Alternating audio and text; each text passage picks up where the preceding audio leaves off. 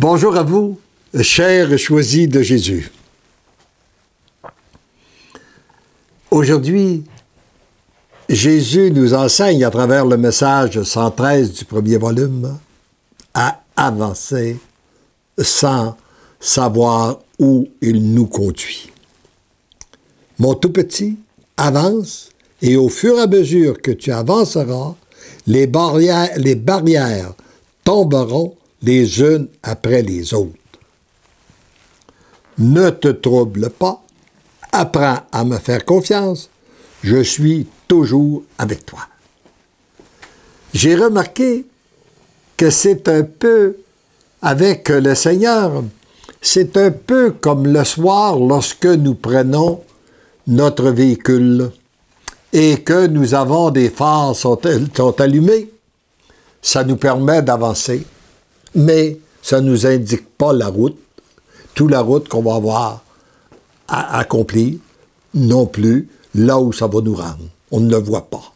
Mais en avançant tranquillement, on s'aperçoit que oui, on va atteindre notre but, notre objectif. Et le Seigneur nous conduit comme ça dans une vie. Il nous donne toujours les lumières dont on a besoin. Il nous donne les grâces dont on a besoin pour le moment présent. Mais parfois, nous n'avons pas celles de demain. Nous n'avons pas celles non plus d'hier. Et un des points pourquoi beaucoup de gens écrasent, c'est qu'ils veulent porter, ils portent en même temps. Et ce qui leur empêche même de vivre pleinement le moment présent, c'est lorsqu'on est culpabilisé par notre passé ou qu'on est inquiet de notre avenir. Alors que Dieu nous donne les grâces pour le moment présent. Et il nous a donné tout ce dont on avait besoin pour vivre pleinement le moment présent. Le passé ayant été donné à la miséricorde de Dieu par le sacrement du pardon n'existe plus. Et le futur ayant été remis à la était remis entre les mains de Dieu, ne doit pas nous inquiéter. Et je crois que si on voulait nous faire passer un examen, excusez, pour connaître réellement notre niveau de foi, l'on devrait nous demander quel est notre niveau d'inquiétude. Et si je dis mes inquiétudes sont comme ça, eh bien, ça veut dire que ma foi, elle est comme ça. Alors, demande pas à Dieu de baisser tes inquiétudes, demande-lui d'augmenter ta foi. Et au fur et à mesure que notre foi augmente, nos inquiétudes diminuent. C'est qu'est-ce qu'il a dit à ses apôtres dans la barque? Hommes de peu de foi, pourquoi vous inquiétez-vous? Et quand on regarde les enseignements qu'il y a à travers les choisis de Jésus, non seulement nous ne devons pas nous inquiéter du futur, mais nous devons nous en réjouir. Parce qu'aujourd'hui, à l'instant même, nous pouvons recevoir que les grâces suivant l'ouverture de notre cœur.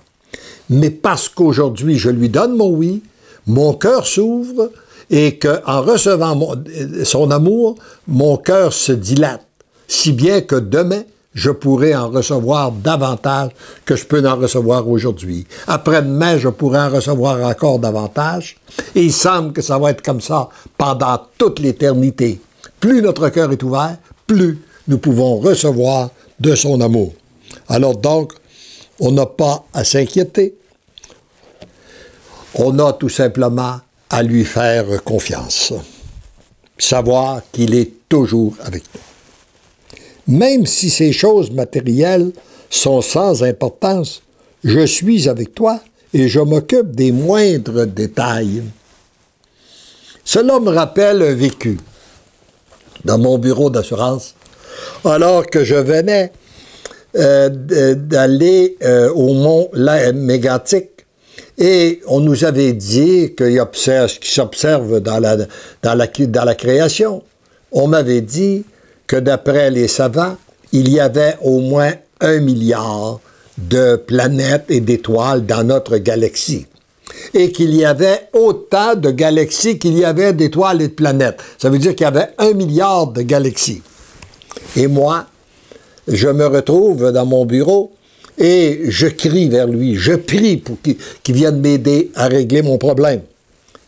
Et là, en réfléchissant, je me disais comment Dieu, lui qui est au-dessus d'1 milliard de galaxies, il y a une petite galaxie à quelque part qui est la nôtre, et à l'intérieur de cette galaxie-là, il y a une petite planète qui est la Terre, puis à l'intérieur de cette planète-là, il y a une petite ville, et à l'intérieur de la ville, il y a une petite maison, puis à l'intérieur de cette maison-là, il y a un petit gars, un petit garçon, qui crie vers lui, « Viens m'aider, viens m'aider! » Comment est-ce que Dieu peut voir ça?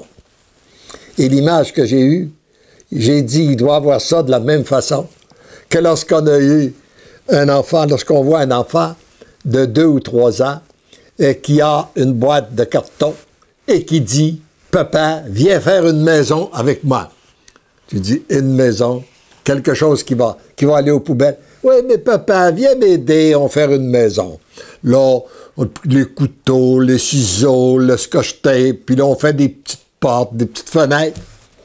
Puis même si parfois la maison n'est pas terminée, lui il est parti, puis il est allé jouer ailleurs, on prend ça, on jette ça aux poubelles. Pourquoi on lui a aidé? On lui a aidé parce que pour ce qu'il devient en faisant. C'est pour lui aider à devenir quelqu'un dans sa vie. Et c'est pour ça que Dieu nous aide.